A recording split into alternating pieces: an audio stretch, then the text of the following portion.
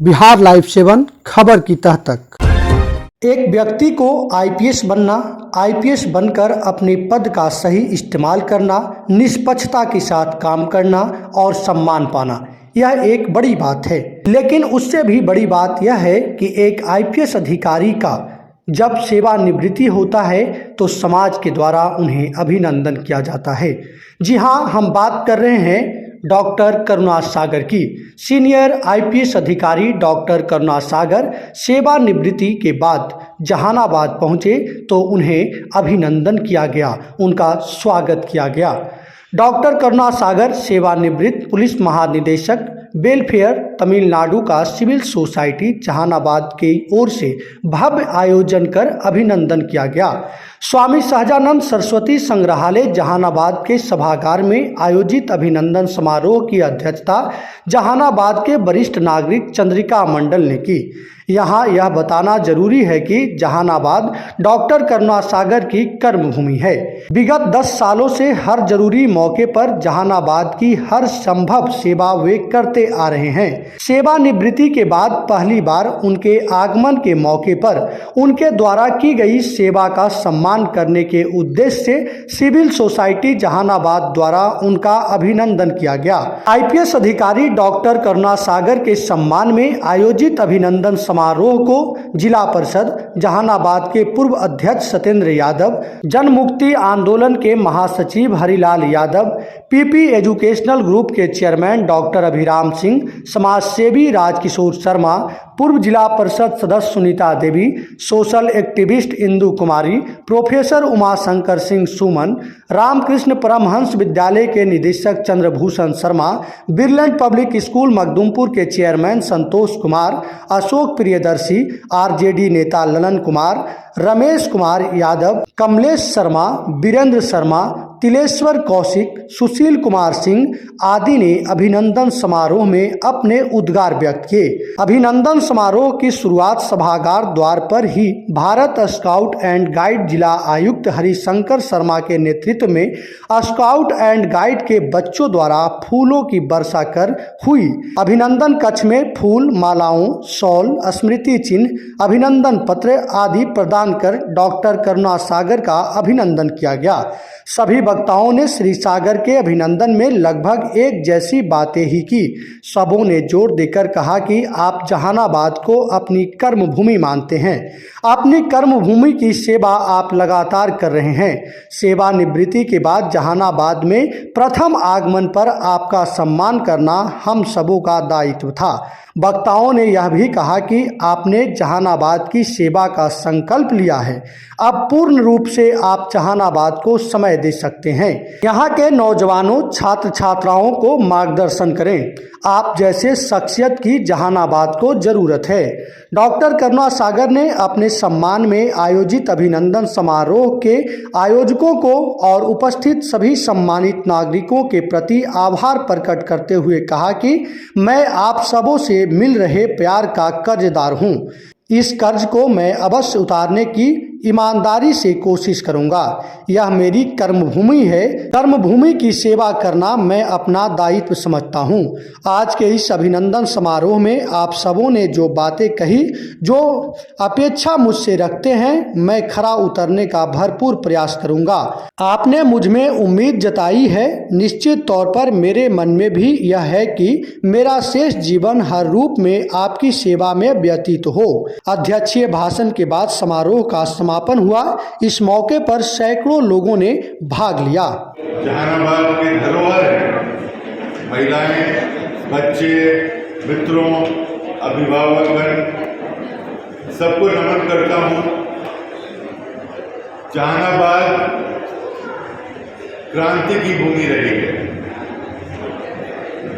और हमेशा से जहानाबाद ने उदारवादी परंपरा का समर्थन किया है। भगवान बुद्ध की कर्मस्थली रही जहानाबाद। 1857 में जब अंग्रेजों के खिलाफ पहली बार भारतीयों ने आवाज उठाई, उसमें जहानाबाद के लोगों का महान बलिदान है। ऐसे ऐसे गांव हैं जिनको तोप से उड़ा दिया, यही कल्पना है, आप सबको पता होगा। जब किसान क्रांति की बात आई, जमींदारी उन्मूलन की बात आई, तो स्वामी सहजानंद सरस्वती, जिनका जन्म स्थान गाजीपुर यूपी में है, उन्होंने जहानाबाद को अपनी कर्मस्थली बनाई। तो इस भूमि में, इस मिट्टी में कुछ तो खास बात होगी। आपने देखा 90 के दशक में बहुत सामाजिक परिवर्तन आए, सामाजिक आंदोलन हुआ, और उसमें भी जहानाबाद ने बढ़ चढ़कर हिस्सा लिया। तो जहानाबाद जो आज सोचता है, जो आज कहता है, वो ना सिर्फ बिहार बल्कि पूरा भारतवर्ष कल को अपनाता है। यदि हमारे यह वरिष्ठ पदाधिकारी महोदय के विचार होते आगे बढ़ेंगे समस्याओं के निदान के लिए, तो तुरंत टीका टिप्पणी होकर समाज विभेद में बढ़कर अपने अपने प्रयत्न से संकल्प लें कि अभिनंदन समारोह अच्छे व्यक्ति का होता है, इनके अच्छे कर्मों का भी अभिनंदन भविष्य में करने के लिए तैयार है, तभी सबसे अच्छा अभिनंदन समारोह होगा। लेकिन समाज में जो हमारी सबसे बड़ी, हम सभी तरह के लोगों से और सभी शिक्षाविदों से जो हमारे समाज से संस्कार चला गया है, जाति रूपी सुरक्षा हमारे पूरे बिहार को निगल रहा है, उसे लड़ने की माना और संकल्प लेकर हम लोगों के लिए बैठना होगा। इसके एक ही उपाय है, संवाद। सभी राजनीतिक दलों से मैं विशेष करके मैं आग्रह करूँगा कि जहानाबाद में जितने भी हमारे कहीं सभी दलों में, सभी जातियों में, सभी धर्मों में अच्छे लोग होते हैं, लेकिन अच्छे लोगों की संख्या सब झुकते हुए पीछे बैठ जाते हैं और गलत लोग मंच पर आकर समाज को गलत दिशा में ले जाते हैं। इसका दुष्परिणाम पूरे जहानाबाद को भुगतना पड़ता। इसलिए मैं सभी दलों को और सभी लोगों से, मैं यहाँ के लोगों से आग्रह करूँगा, अच्छे व्यक्ति यदि आते हैं तो अच्छे नेक दिल से इनकी अभिनंदन करने के लिए, अच्छे काम के लिए और संवाद के लिए पहले जहानाबाद में शिक्षा जगत के लोग और राजनीति के लोग एक जगह बैठकर संवाद शुरू करें कि कैसे हमारा समाज बन सकता है। यह हमारे आने वाले विद्यार्थियों के लिए मिसाल हो, लेकिन यह दूरी बनी हुई है। इस दूरी को कैसे दूर कर सकते हैं, इसलिए मैं सभी लोगों से निवेदन करूँगा और करुणा सागर जी से मैं विशेष आग्रह करूँगा कि पूरे भारतवर्ष का भ्रमण किए हैं, लेकिन अभी उनकी पार्टी बहुत अलग थी। अब सामाजिक परिवेश का एक नए दौर में आए हैं, तो इसके लिए कमर कस के लोगों के समाज की कड़ी को मजबूत करना होगा। सामाजिक सेवा में वैसे तो आप अनवरत 3-4 वर्षों से, खासकर इस जहानाबाद जब भी विपरीत परिस्थिति में